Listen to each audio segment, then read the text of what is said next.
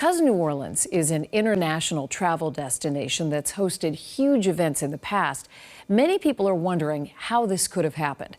WBZ's Tammy Mutase is here now with a closer look at the security measures in place. And Tammy, they knew they'd have a crowd. Yeah, Lisa, police say they had a plan in place, but the attacker dodged a security system under repair. And this raises questions about safety and security at big events anywhere. In an act of terrorism in the heart of the French Quarter, police say the attacker who rammed into innocent people on New Year's Day used a rented truck from Truro, drove onto the sidewalk, around a police car set up as a barrier, then sped down Bourbon Street. They've never been up.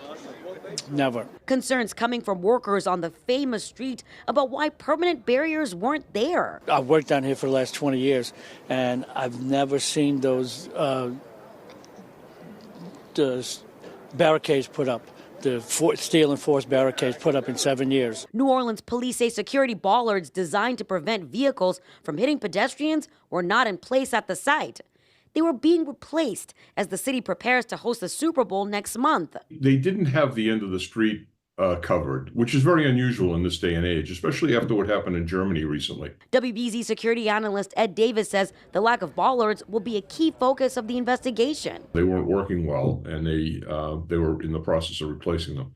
But the fact that that street was open is hugely problematic. And this is the latest attack where a vehicle was used as a deadly weapon.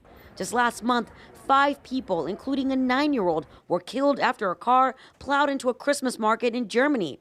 And last November in China, 35 people died when a driver rammed his car into a group exercising at a sports complex. The exact same kind of attack that we're seeing here. That's why Boston city leaders say plans are in place to safeguard streets for big events, especially since the 2013 marathon bombing.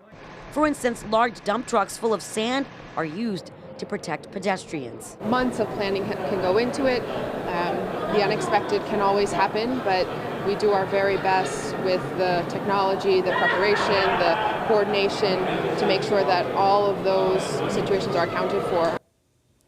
And it's not just events that happen on the street. City leaders say even at sporting venues and the Hat Shell, they're always planning for risks that can happen. Lisa. Well, Tammy, when you hear about something like this, you can't help but feel anxious and a little bit helpless. What are officials and police advising people to do when they're in big crowds or at big events like this? Yeah, Lisa, of course, city leaders don't want people to live in fear. That is not the goal here. But they always say that people can be vigilant wherever you are, at the movies, grocery stores, and big events. They always recommend people, if they see something, say something, even if it turns out to be nothing at all. Can make the difference. Exactly. Tammy, thank you. Thanks, Lisa.